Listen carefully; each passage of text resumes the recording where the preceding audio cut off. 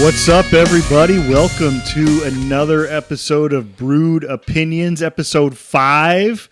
What's going on, KT? Oh, not much, man. Just dealt with this little storm we had here just a couple of days ago. Thank God we didn't have anything that really happened in our end, but I know a lot of the Southeast got torn up by that thing. Yeah, we hope everybody's okay with Hurricane Helene. We were lucky here in Florida on our side, but some people dealt with a lot worse. But, dude, this week we're doing something a little different. Yeah. We are diving into another passion that we have as we're wearing, as you can see, our shirts, the landscape of professional wrestling. Yeah. WWE. Dude, and I want to say, I just watched that show you were telling me about Heels. That thing's awesome. Oh, man. yeah, Heels is great. I'm only like 4 in. I know you finished it, so no spoilers, but so far so good, man. Heels that show is really great good. Great show. Yeah, if you haven't seen Heels yet, check it out if you're a wrestling fan. It's on cool. Netflix, right? Yeah, Netflix now. It was on Stars, but now it's on Netflix, so it's good. But, you know, the big thing coming up, we got Bad Blood right around the corner. Yeah. Premium live event from WWE. Looking forward. They've done a really good job with building Is this that what card. they call them now? Premium, instead of pay-per-views? Premium live events, man. Yeah. Because they're really not pay-per-views anymore. You always got to keep up with the new lingo, man. You have to have the streaming service, and you know, once you have Peacock, soon to be Netflix. Yeah. Netflix January 1. How much is that going to change everything, dude, when Raw goes to Netflix? Well, I mean, we've already kind of experienced it a little bit with Peacock. Yeah. For the premium live events. But, like, it's going to be weird for the episodic TV show to go there. But I think, you know, that's the direction the world's going to. I mean, WWE makes a massive contractual deal with Netflix. I mean, it's smart. And they moved SmackDown from Fox, which I never liked it at Fox. Yeah. And now it's going to USA. Well, I'm sure USA was like, if we're giving up Raw, we want SmackDown. Oh, yeah. And then they're losing. NXT is going to the CW network. Yeah. So there's a big shakeup. I mean, Fox, I guess, didn't like the wrestling game.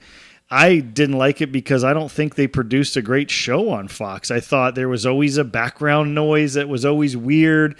Like, I don't know if anybody else noticed that, but every time I turned on SmackDown when it was on Fox, there always seemed to be like this echo or this outside noise, this fake crowd noise. It was just stupid. Sometimes I didn't like it. These networks go after things, you know, thinking it's going to be a big money win, and they really don't have any passion behind it.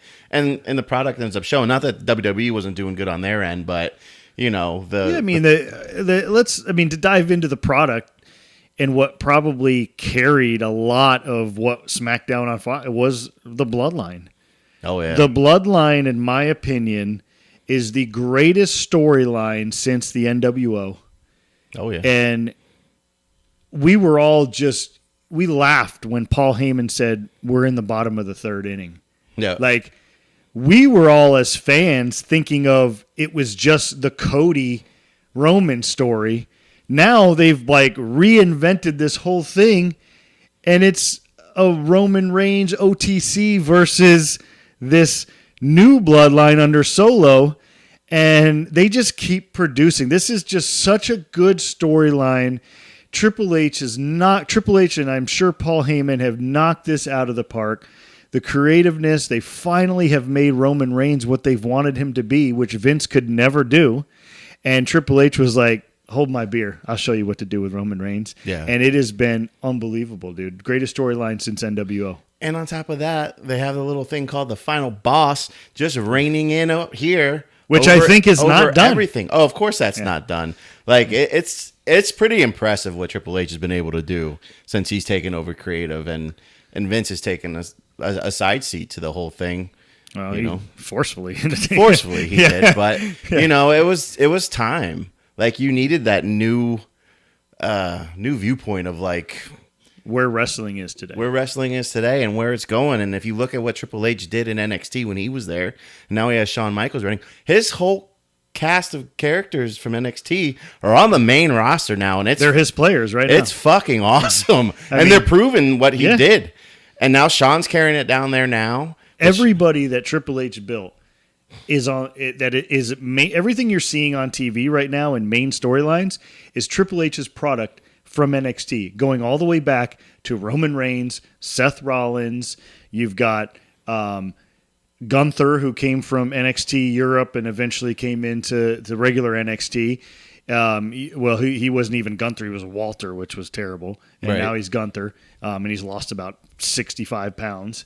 And then you've got everybody: Damian Priest, Finn Balor. Even though Finn kind of made his way in other parts of the world, but like everybody that Triple H basically created down in NXT is what you're watching every Monday and Friday night. Yeah, even on the female side, like it's been really impressive. And I kind of checked out of wrestling a couple years ago for a while, but like just seeing where it's at now, especially at the main event, like the main live events. I always tune into those. I'm not always tuned in week to week, just from schedule point and everything like that. But it's freaking unbelievable, and I can't wait for this next pay-per-view. Yeah, I mean, come on. Premium live event. Premium. We're not allowed to say. Take me a long time. I think Michael Cole gets in trouble if he says pay-per-view. Oh, I'm sure.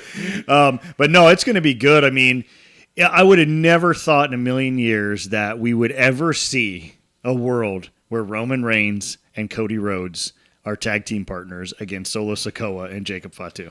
Yeah, and it sets up for all kinds of different directions they can you go. Don't know, like, what kind of finish is this match? Because we all know, like, these intermediate pay-per-views, they don't mean anything into the grand scheme of things. Nobody's going to lose a belt. Nobody's going to change. No serious title is going to change hands. Those things are going to happen at your 4 majors. Yep. And now you don't even see that happen. And I mean, look how long it took for Cody to finally win that belt at WrestleMania, when I don't think even up until the last very second you believe that he was going to win it. No. But that's great storytelling, though. Oh, that was amazing. It was amazing. Like the whole thing, like the Cody story alone on top of it, coexisting with the bloodline was just like, I don't know. WrestleMania was unbelievable. The finish, they knocked it out of the park. I mean, the only thing that I thought was a little quirky was Undertaker being there versus Stone Cold, but I heard there was some contractual stuff, so they couldn't come to an agreement. But it was definitely by far one of the greatest WrestleManias that I've seen. Even night one, like, how did they pull off guys, Rock and Seth Rollins and these guys fighting both main events? Mm-hmm. I mean, the whole 2-night pay-per-view is a new thing, but they actually finally pulled it off where it was, they actually double main evented on one card. I mean, that's got to be historic. Oh, I'm sure. Yeah, it was. And it was a cool thing, man. It was just awesome. Yeah, I mean, going into Bad Blood, I mean, Roman Reigns, Cody, I don't know how they're going to coexist. They're going to find a way, but there's no way that after that match, I mean, I know that the Bad Blood pay-per-view is setting up for the Survivor Series War Games. Yeah. I mean, Roman Reigns is going to have to find his team to go up against the new Bloodline, whatever we're calling this. The OTC is going to have to find, and I don't necessarily think that that's going to be Cody. Whatever they're doing with this Kevin Owens thing, and they're trying to like create some kind of dissension, and they're kind of prolonging it a little bit. It's very confusing. Yeah. And I don't know if they're just trying to take Cody away from the Bloodline storyline, which wouldn't necessarily be a bad thing. I think there's enough going on in Bloodline situation where you don't need Cody. No. And you can bring back, like we were talking about, like, I'm sure Jimmy's back, getting close to being back. Yeah. We hope that that's the case. And you got Jay just winning the IC belt. I mean, you got to think that and man, how awesome would it be if they bring in old Sami Zayn to finish up the original Bloodline? I mean, how cool. I mean, I kind of have a feeling that might be how Bad Blood ends, with the Usos coming back and Sami Zayn, because Sami Zayn is in kind of a weird storyline with Gunther. Like, they're trying to create the underdog. I don't think Sammy's going to win the title off of Gunther. They're going to run with Gunther for a while. Oh, yeah. Gunther's going to have Gunther's legit, dude. Yeah, he's awesome. He's really legit. It's not only his ring, but his character and how they've run it with the Imperium. And, I mean, I know Vici's gone, and they got him doing something else on SmackDown. But Ludwig Kaiser is probably one of the most underrated guys on the roster. The matches that he's recently had with Sheamus have been so good. That guy looks like a little twerp, like a little skinny twerp, but dude, he brings it in the ring. Dude, I watched him at a house show up in Bangor, Maine last December. It was a tag team match against, I can't even remember who it was against now. Oh, it was Chad Gable and Otis at the time.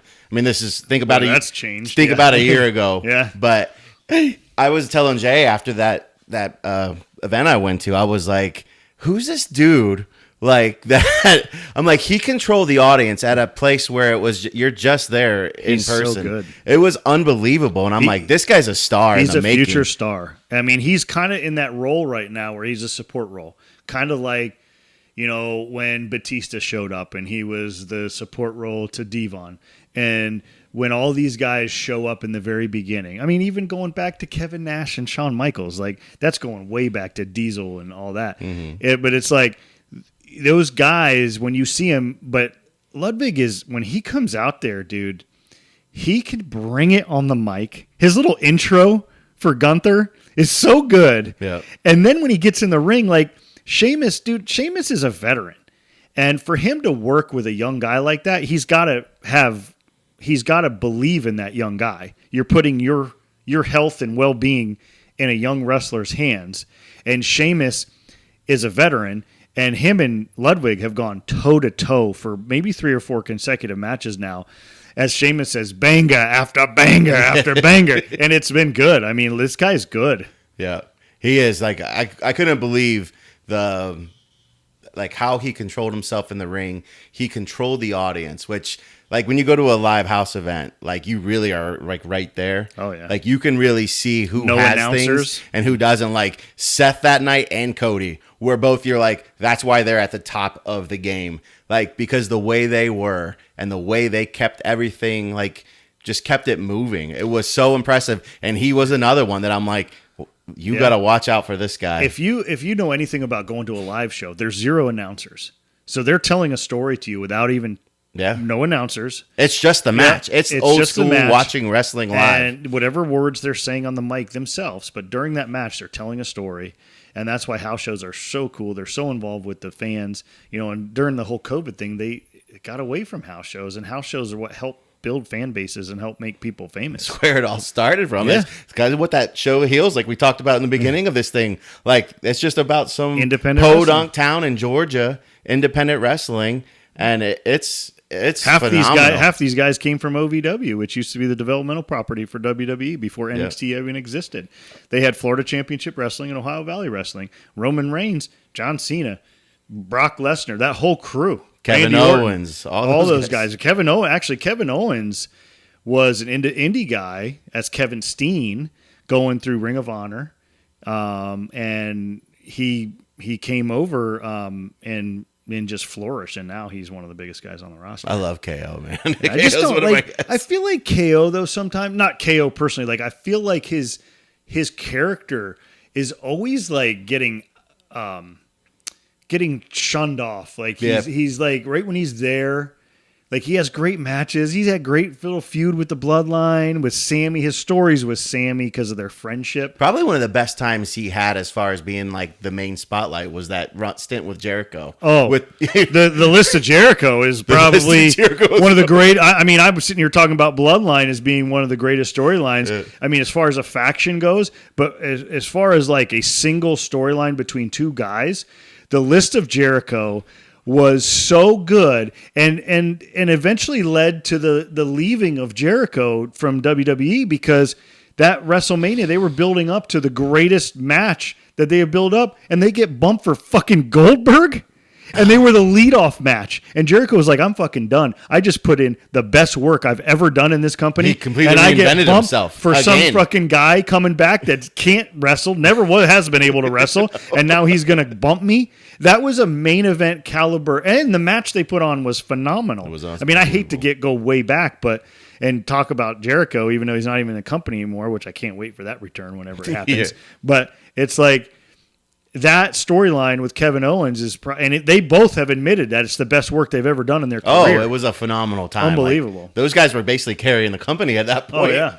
I mean, it was so good. And it just goes to show, like you said, like, KO's always there, but you're right. It does always feel like he's just kind of like there to incite something, like even at WrestleMania, like him and Orton coming out. And then I guess they've carried this thing along with like them kind of being allies with Cody, but now you got Cody. Now it's getting a little dicey. Now it's starting to get a little dicey here going into this next. Yeah. And I think what the end goal is, as a wrestling fan for 30 plus years, you kind of understand the writing. Yeah. They are setting up for Cody to be removed from the Bloodline storyline. And I think they have to prepare for that. And that's why they're kind of inserting this whole Kevin Owens dissension, or not dissension, but distrust. And it may not even pay off for a little bit. And it might not. And I don't know, like, Survivor Series War Games is going to be very interesting because on paper, you can sit here and say, okay, it's the new Bloodline versus maybe the old Bloodline, because I don't think you could do Roman, Cody, Randy, and Kevin. Like, there's just no juice there. Right. I think Randy and Kevin and Cody could do their own thing. Of course. And then I really think, is it too early to do a Bloodline Civil War? Do they need to run this till WrestleMania? That's another question. Is The Rock going to be involved? Right. A lot of people are saying that the Rock is telling Solo what to do. Right. I mean, there's so many theories. The thing and the thing with The Rock too is there's still unsettled business with Cody. I mean, that last night they were in the ring. Yeah, that was weird too. That was a weird night, with the thing in the pocket and. Yeah, what the fuck was the thing in the pocket? Could it be? When you started talking about that, I'm like, yeah, there's this whole fucking piece of paper in the pocket, or like, I don't know, like The Rock, the way The Rock was this year, and I'm so glad that the WWE realized that their product is so strong, they don't need to bring in legacy acts. No. Not that The Rock is a legacy act, but he kind of is. And I think it was awesome the way they used The Rock, bringing him in as this new, like, fuck you, but I'm the boss. But not at first. Right. They had to reevaluate and say, oh, we fucked up. Yeah, this is. But it was great that they recognized it. See, Vince would never recognize it. No. Triple H recognized it. And when The Rock, I know people, you shall watch the documentaries, and The Rock is the one that approached Triple H and said, yeah, this ain't going to work. We're going to have to go a different direction. What if I turn heel? And it was perfect timing because he had just got named to the board of, like, Yeah, the new business side of WWE. Vince would have never done that. Vince is so hard-headed, he would have never went back on an original plan. That's why it's so hard to believe that he did what he did with Daniel Bryan. Yeah. Like, to switch and to give in to the fans after he was so against it for so long. That's not Vince. And it almost like maybe Vince didn't do that. Maybe it was Triple H. But what they did with the final boss, and I really hope that if he does come back for WrestleMania, that WrestleMania's in Las Vegas, right? This year? I think it's in Las Vegas. Las Vegas, yep. So that should be a grand stage, especially in the Allegiant Stadium. That place is ridiculous. And if they bring him back, I would love for him to be the one pulling the strings, and that's how you set up the Rock-Roman Reigns match that you want. Yep. I don't even think you have to pay the Rock Cody off thing like this next WrestleMania. Like, if they do what you're saying, like where they lead to this Civil War thing at Survivor Series, then you have the Rock like ready to come back. However they play that could be the payoff at WrestleMania between the Bloodline. And then moving forward, however they decide to go, because the Cody story is not untold with that yet. Or, there's some shenanigan finish in that Bloodline match, and Cody comes in and saves Roman, and it sets up the Cody Rock thing. I mean, there's a lot of ways. That's when Paul Heyman came out and said, "Oh, we're in the third inning of this thing." Everybody was like, "No, you're in the eighth inning." Boy, Paul Heyman's a genius because there is so much more you can write. This still literally could be a 2 year. I mean, 2 year story that could be told. Yeah, I mean, I have to be honest with you. I'm not thrilled and sold with Solo. Like I know he's kind of been thrusted into this position, and he's done okay. I thought he main invented it pretty nice. Yeah, he wrestles very nice. SummerSlam, I was impressed. Yeah. No, Solo. That match with him and Cody. Solo is great in the ring, absolutely. But for him to be thrusted into this premier spot on the roster, toe to toe against the biggest guys, right? The mic. Which he's held his own, but I don't know if that's ideal. Right. Solo is just been thrown into this mix. He has really been. He's held his own pretty good. It's just I don't think he has it on the mic. I mean, he does, but it's just not to hold up to all these other guys. It's tough. It does take time. I mean, it took time for Roman to get there. I mean, for years, Roman, it took I mean, when he was in the Shield, he hardly was on the microphone, and you could tell that's who they wanted to be the guy. But it's like Dean Ambrose Vince and wanted him to be the guy. Vince wanted him to be the guy, but he had the look, he had everything you want to be, and not only the lineage to go on top of it. But at that point in time, Seth and Dean Ambrose were the ones who were doing more of the mic talk, and he was just like the enforcer in the group of the Shield. Another great storyline the WWE had at one time. But, I think it takes time, and I think Solo holds his own for the most part, but he definitely needs to get more comfortable. He is. I mean, it's just weird. Like, it's such a big story, and for someone like Solo to be thrown into it, kudos to him for being able to handle it. Yeah, he has. He's done well. I mean, for not having the experience. And it just goes to show what he might be in 2 or 3 years, depending on where all this goes. Yeah, he's going to get more and more comfortable. Yeah. And then the addition of Jacob Fatu, where people thought that he wasn't going to be able to play ball in the WWE, he's been fantastic. I mean, and now he's getting thrown into the spotlight in the ring with Roman, Cody, Solo. You're going to be the guy. Yeah. The WWE's got so much opportunities going even forward, especially like we said, going to Netflix, which is going to allow them to do a little bit more on the live show than USA allows. I mean, I bet we'll see, and it's kind of been trending that way anyway, towards more of the Attitude Era. But there's only so much you can get away with on Netflix is going to be. It's going to be interesting to see what they do with that show. Like if they, take it away from the PG whatever that they want. They still got to appeal to the kids. You still have to keep it.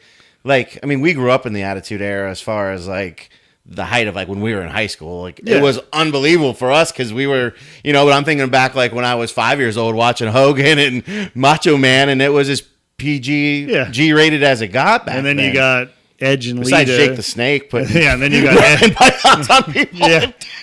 And then you went through the Attitude Era, and Edge and Lita are fucking having sex in the ring, and you're just like, how is this even allowed? But it was awesome at the time.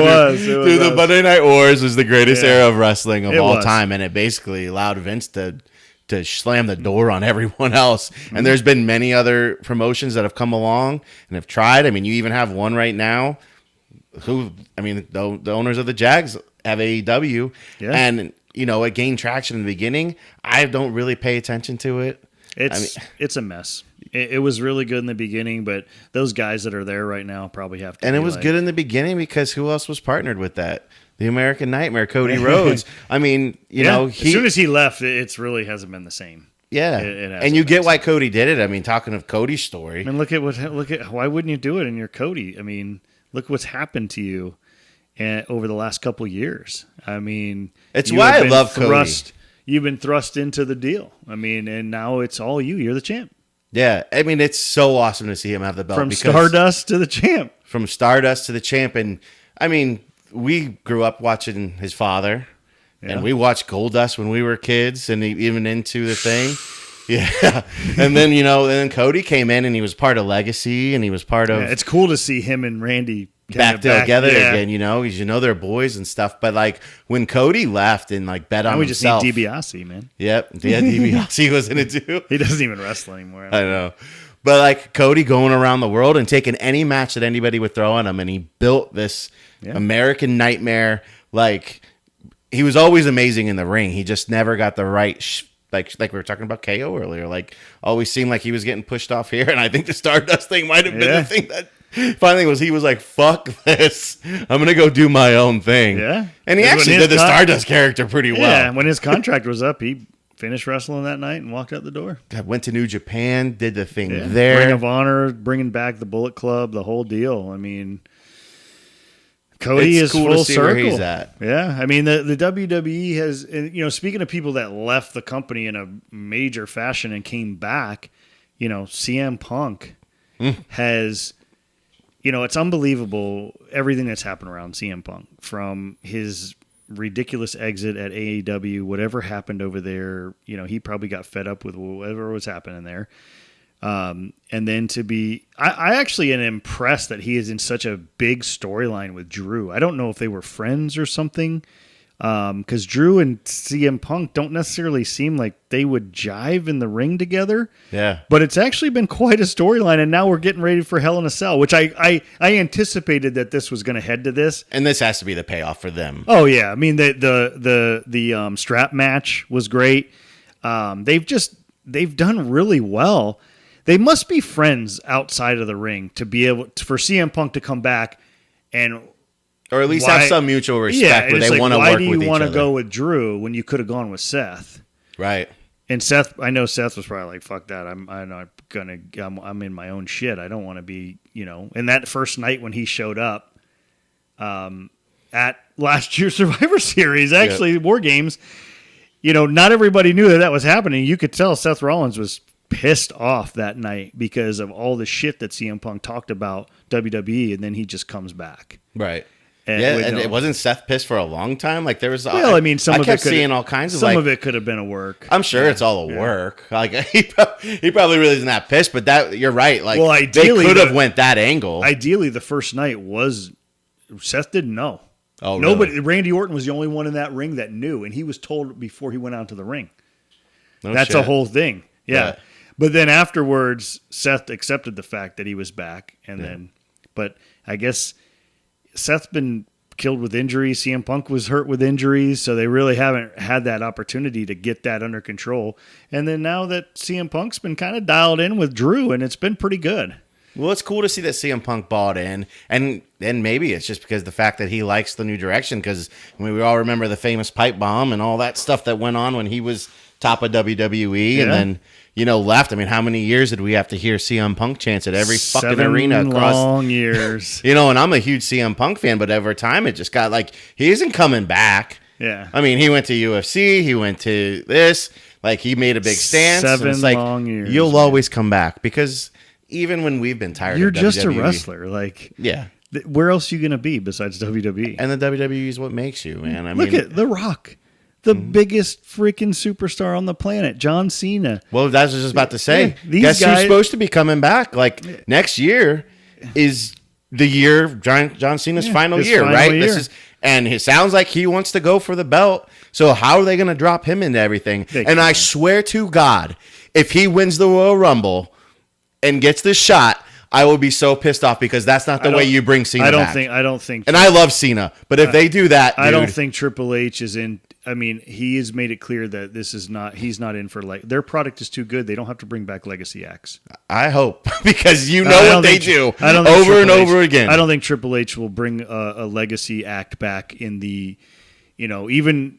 I think he attempted it with The Rock and realized that he screwed up. Yeah. Well, they all screwed up because and then he fixed it. These younger fans don't know these guys. Yeah.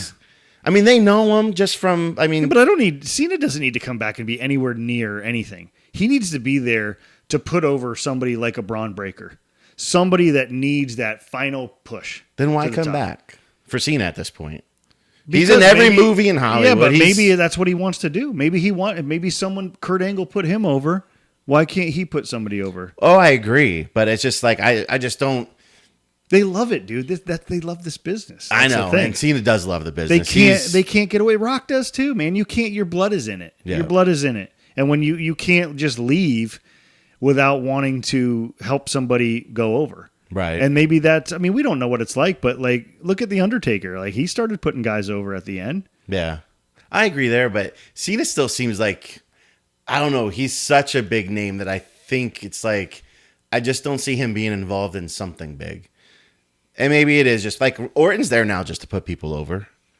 Yeah, but Orton, I wouldn't put Orton and Cena in the same category, though. No, because he's been there this whole time. Yeah. But I've seen, outside of, the live show that, is supposed to be real, that Orton is just, really happy with where he's at in the WWE right now. He's got the schedule he wants. It's not about belts. It's not about anything like that. He just loves being there. He loves the camaraderie with the guys in the locker room. He loves being a part of things, and I think he loves putting people over. Probably because his boy is running the show. Yeah, that's true. Yeah. Because there was talks that he was going to go. Right. Why wouldn't you at some point? I mean, you get to that. Can you imagine Randy Orton showing up in AEW? Well, and it always happens. I mean, you talking back at the NWO earlier, there was a time when Hogan and Macho Man got pushed out.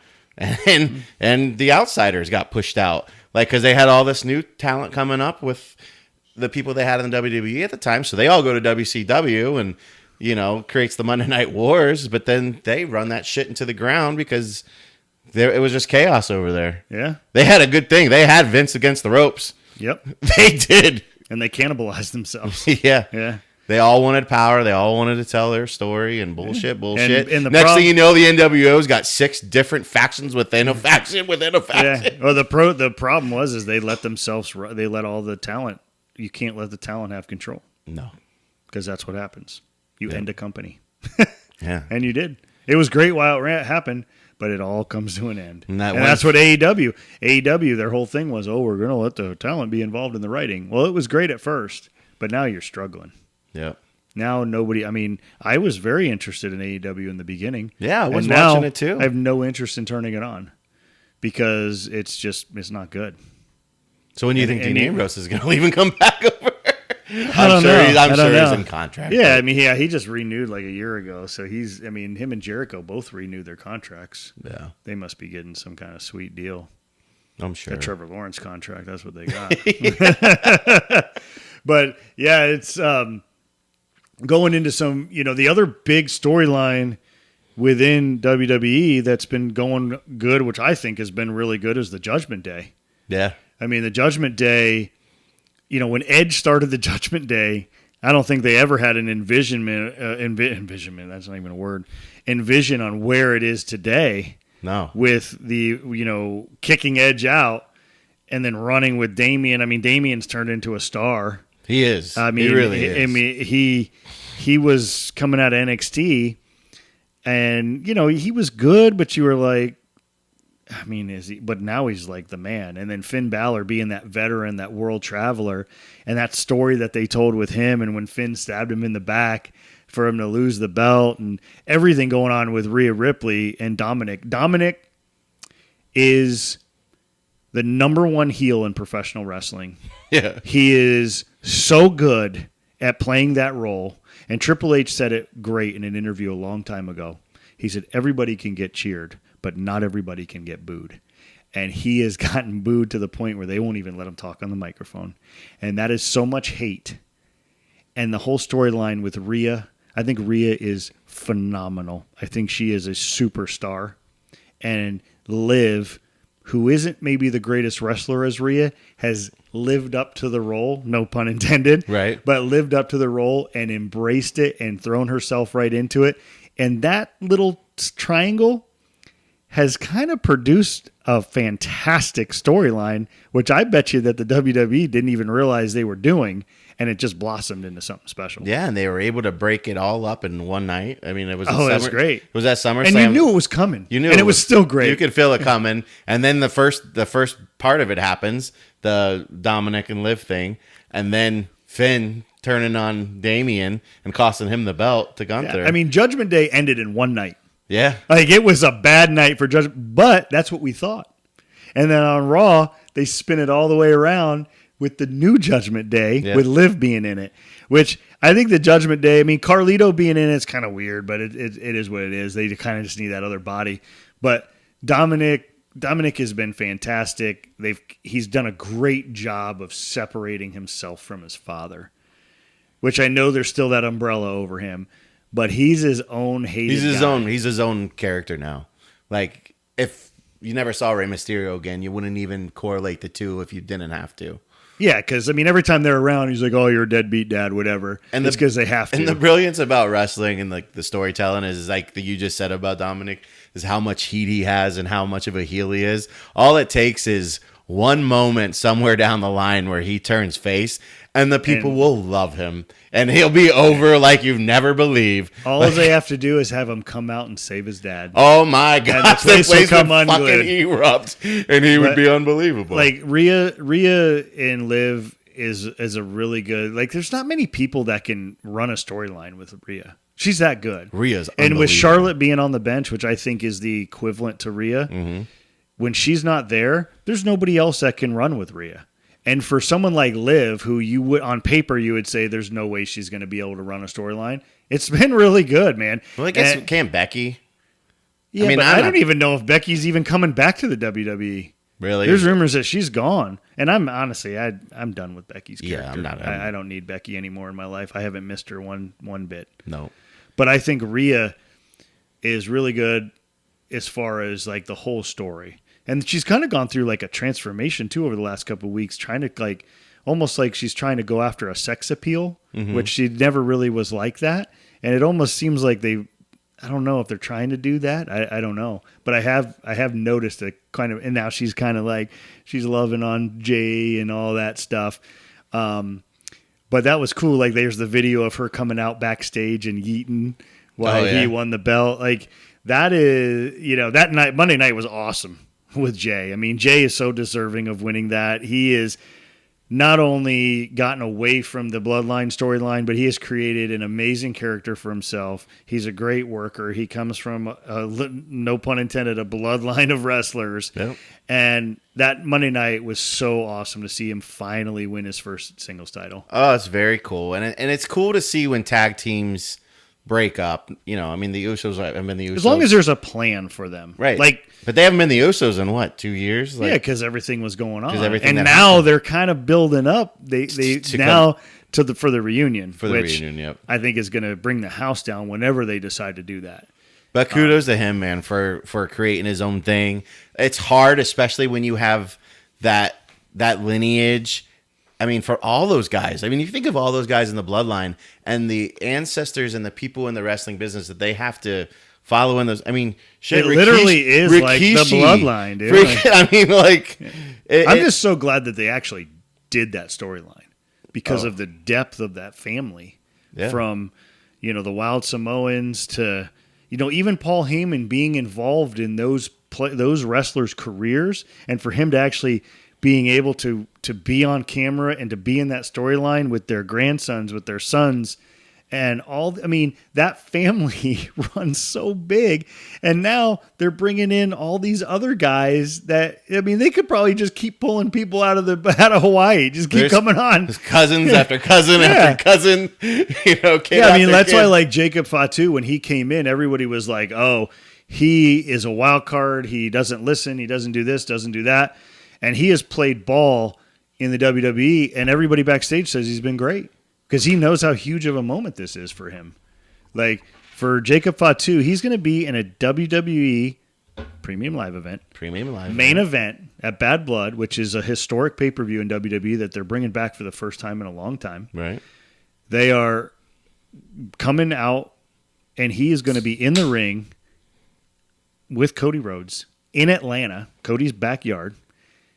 Roman Reigns, who also spent time in Georgia at Georgia Tech, and he is going to be in a hostile environment.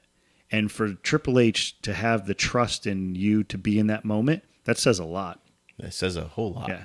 This H doesn't fuck it around. Yeah, like he's putting you in a big-time moment. I know it's Bad Blood and nothing serious. They're just bridging the gap to Survivor Series, but the card's actually building up to be pretty good. Yeah, it looks like it's going to be an awesome card. Yeah. They even got Sammy, matches. and Gunther keeps saying he's not going to give Sammy the title shot, but Monday night, he's going to give him the title shot. I mean, what are we doing here? Gunther's not going to wrestle at Bad Blood. And Sammy will put on a good show against him, too. Oh, yeah. The thing I love about Gunther's matches is, like, you don't see a lot of it in the WWE right now, but he's one of them old school. Like, that match is going to be super physical. I mean, you're going to hear the chops after chops. You're going to, I mean, it's a brutal, I mean, fuck that. That's what's been so good with Ludwig and Sheamus, like those chops, man. Holy shit. Yeah. It's unbelievable, man. And I love that style of wrestling. Yeah, it's hardcore. I really think that Bad Blood could end up being one of those sleeper pay-per-views. Oh man, I just said it. Sleeper PLEs. It'll always be a fucking pay-per-view in my book. That's what they call it on the broadcast, PLEs. Yeah. Yeah. And it's like, come on, you're always going to be a pay-per-view. Yeah. But still, like, I'm interested to see where they're going to go. They have the potential to kind of turn Bad Blood into quite a night. If they set up Survivor Series, if they bring back the Usos, they do something like that. I mean, Bad Blood could be really good. Yeah, have one or two good, like, finishes with some, like, cameos from outside interference, and then drive home Survivor Series, which is always one of my favorite. I mean, it kind of got different there for a long time. Yeah, but I like the War Games aspect because it hadn't been the traditional Survivor Series. I was just about to years. say, the Survivor Series I grew up loving as a kid, and it's like your favorite 4 superstars would team up to go against them. And I love War Games, and I like how they've tried to save the pay-per-view because Survivor Series, they would have a traditional match, and it was always like SmackDown versus And War Raw. Games was an original WCW pay-per-view, right? Yeah. It's probably one of the few WCW pay-per-view. I mean, I think they have a few of them in Isn't that NXT. Where they used to have like the 3 rings? They have the 2 rings in the cage. Yeah. So, they've had it the last few years. And last year was Randy Orton and the whole deal. That's when Randy came back and was the 4th partner or whatever. And then the other one, Sami Zayn, turning on KO that night. I mean, the War Games is good. It's good if it's booked properly. And I think this year they are setting up. The thing that scares me is when you book War Games and you've got Solo, his boys, and Jacob. Can those 4 guys produce against potentially Roman, potentially Cody, Randy, KO, or if Randy and KO are not there, the Usos? These guys have been in these matches. And you're putting these guys in big spots, and they've been exposed. They have been exposed. The only one that stood up to the challenge, in my opinion, is Fatu. It's these guys, they wrestle in New Japan and they wrestle in all these independents, and then they get thrown in the WWE. It's a different world. It's a different world. You're on the spotlight. You're live TV. You can't screw up. Yep. And that's the only thing that scares me in this storyline are these 4 guys in this quote-unquote new bloodline going to be strong enough to run this storyline through Roman, through the Usos, through Sammy, through KO, through Randy, through Cody, whoever it is. Everybody I'm polished WWE Everybody guys. I'm naming on the other side are polished as can be. The 4 of them, including Solo, are still quote unquote rookies. And now everyone that they're going to have to stand up to as future Hall of Famers. Yeah. Well, and you make a really good point, because I remember hearing an interview with Triple H like quite a few years back when he was running NXT, and you had these guys coming over from New Japan like Finn Balor and different ones who have come over from different promotions, and why they get buried on wrestling fans think they should be brought to the main roster right away. And he goes, what we do is completely different than what these independents do. Yeah. They need to know where the cameras are. They need to know, just the magnitude of the event. Live TV, like everything. Like, so they have to go to NXT to learn the way we do things, the way we film things, the way we need promos cut, the way we need. He's like, it's storytelling. He says, not that these guys episodic television. Yeah, not that these guys aren't great wrestlers. They've obviously made a name for themselves around the world, but he goes, our business, the WWE, is a different animal. And we want them to be right before they get caught up. Absolutely. Even what was I'm drawing a blank now, but that one faction in NXT. Adam Cole. Yeah, they Bobby all came Fish. over from. Yeah. In the same thing. I'm drawing a blank right now. I know. But they're all in AEW. And didn't LA Knight? Did he have to go down there? Or did he get to the main roster? Well, no. LA Knight started in NXT. Yeah, and then he was brought same up. Thing because he came over from what? And he was brought up as some stupid thing, and then they've developed it, and he's developed. Yeah. Because he was what back in TNA, right? Wasn't he? Eli Drake. Yeah. He was great then. He was awesome. Yeah. But I've loved LA Knight his whole career. Like, he's been good. I loved him as Eli Drake. He was in the weird time when TNA was like being sold and Dixie Carter was going through. Jeff Jarrett. He's unbelievable on the mic as a promo guy, and he's getting a lot better in the ring. Yeah, like I would say that when he came and he's been thrust into this, he was so much better on the mic than he was in the ring. But now he's been having, in words of Sheamus, banger after banger, and he's been holding his own. Like, he's been doing pretty good. Like, I think he's proved himself, and now he's in a little program with Andrade. Carmelo Hayes, which is kind of came in, like him, Carmelo Hayes and Andrade have put on a nice little series. They've had 6 matches on SmackDown. Mm-hmm. They went 3-3. So I like Carmelo Hayes has been kind of thrown into the mix there. And now LA Knight just got thrown into that, right? Yeah, I don't know. They were kind of doing a triple threat situation. I don't know. And, that U.S. title is when's Logan Paul coming back? Like, that's a little up in the air as far. Like, I think there's more, and then, but Jay just won the IC belt. And so what's he going to do at Bad Blood? He just had his payoff. Are they going to give him a rematch against Braun?